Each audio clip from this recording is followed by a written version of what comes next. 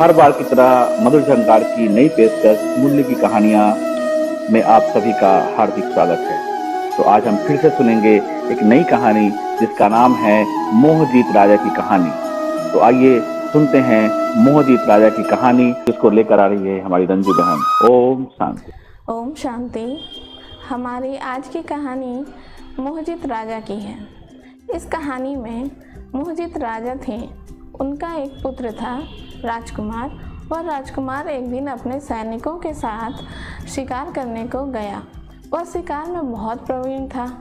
वह शिकार का पीछा करते करते इतना दूर पहुंच गया कि उसके सैनिक पीछे ही छूट गए। जब उसे ऐसा आभास हुआ कि वह अकेला रह गया है, तब वह रुक गए और उन्होंने देखा उनके समक्ष एक कुटिया थी। क्योंकि उन्हें प्यास भी लग गई थी और अंधेरा भी हो रहा था, तो उस कुटिया में वो गए और उन्होंने देखा कि वहाँ एक संत तपस्या में तल्लीन थे। फिर उन्होंने उस संत से पानी पीने को मांगा। जब संत ने उन्हें पानी दिया, फिर संत जी ने उनसे उनका परिचय पूछा। तो राजकुमार ने कहा, मैं मोहजीत राजा का पुत्र हूँ। तो कहते हैं मोहजीत राजा मतलब जिसने पूर्ण विजय मोह पे प्राप्त कर ली है। यही नहीं, हमारे यहाँ की जितनी प्रजा है उन्होंने भी मोह पे विजय प्राप्त कर ली है। तो सन्यासी को यकीन नहीं हुआ। तो सन्यासी ने कहा, मैं विश्वास नहीं कर सकता हूँ इस बात पे, क्योंकि मैं इतने दिनों से तपस्या कर रहा हूँ इस मोह को विजय प्राप्त करने के लिए। मैंने अभी तक विजय नहीं प्राप्त की है। तो राजकुमार ने कहा, अगर आपको यकीन नहीं हो रहा है तो आप इसका परीक्षा ले सकते हैं। तब संत ने बोला, ठीक है, आप अपने कपड़े उतारो। उनके कपड़े, वो राजकुमार के कपड़े ले लिए और उन्हें दूसरा वस्त्र दे दिया। तब संत ने एक जानवर को मारा और उसके खून में राजकुमार के कपड़े को भिगो दिया और वो खून से लथपथ कपड़े लेकर उनके राज दरबार में और उनके राज्य में वो चिल्ला कर बोलने लगे कि राजकुमार को सिंह ने मीन्स शेर ने खा लिया। तो वहाँ की प्रजा बोलती है, ठीक है, तो इसमें चिल्लाने की क्या बात है, वो उसका भाग्य था। तो संत समझे कि हो सकता है कि प्रजा नहीं चाहती थी कि ये राजा बने, इसलिए वो ऐसा बोल रही हो। फिर संत ये वस्त्र लेकर के उसके भाई बहन के पास गए। वहाँ पे भी उन्होंने बोला कि राजकुमार को सिंह ने खा लिया है। तो भाई बहनों ने भी जवाब दिया कि कोई बात नहीं, आज वो मेरा भाई था, कल वो किसी और का होगा, इसमें चिल्लाने या रोने की कोई बात नहीं है। तब सन्यासी जी ने समझा कि हो सकता है बहन को दूसरा भाई पसंद हो, इसलिए उसने ऐसा बोला, और भाई को हो सकता है राज तिलक लेना हो, क्योंकि उसका ये कॉम्पिटिटर था, तो हो सकता है इसलिए वो खुश हो गया हो। फिर उसने राजा के पास गया जो राजकुमार के पिता थे।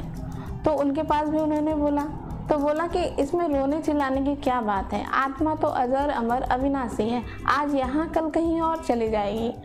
मैंने सोचा था कि वो है तो उसे राजकुमार बनाऊंगा, अब वो नहीं है तो कोई बात नहीं, मैं दूसरे पुत्र को राजकुमार बनाऊंगा।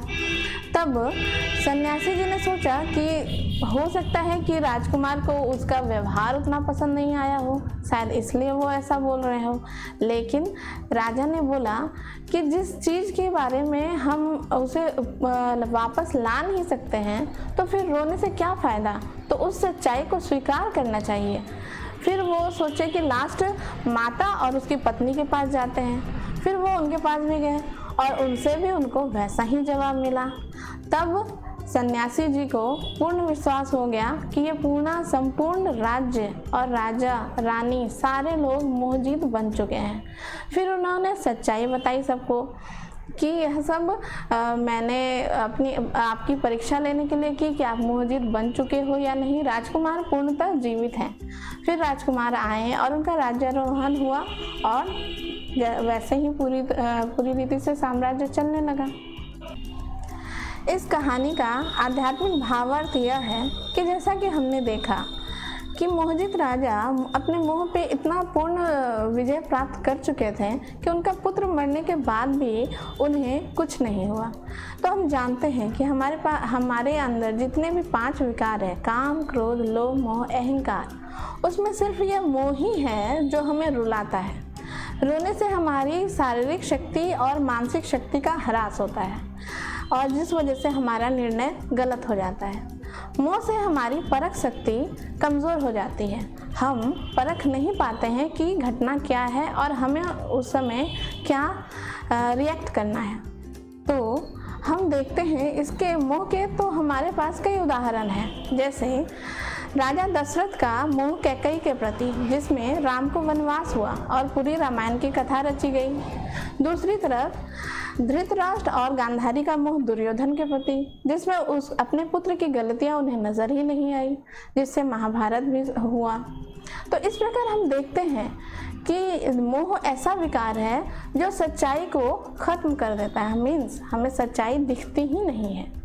तो मोह के प्रति परमात्मा हमें यही सिखा रहे हैं, इस कहानी से हमें ये शिक्षा दे रहे हैं कि ना तो हमें किसी का मोह हो और ना ही हम किसी के मोह में फंसे, नहीं तो हमारी बुद्धि का विनाश हो जाएगा। जो मोही होता है, मोह से वशीभूत होता है, उसको बुद्धिमान नहीं कहते हैं। जब हम मोहजित बन जाएंगे तो हम संपूर्ण विजय प्राप्त कर सकते हैं और इस दुनिया पे भी विजय प्राप्त करके रह सकते हैं। ओम शांति।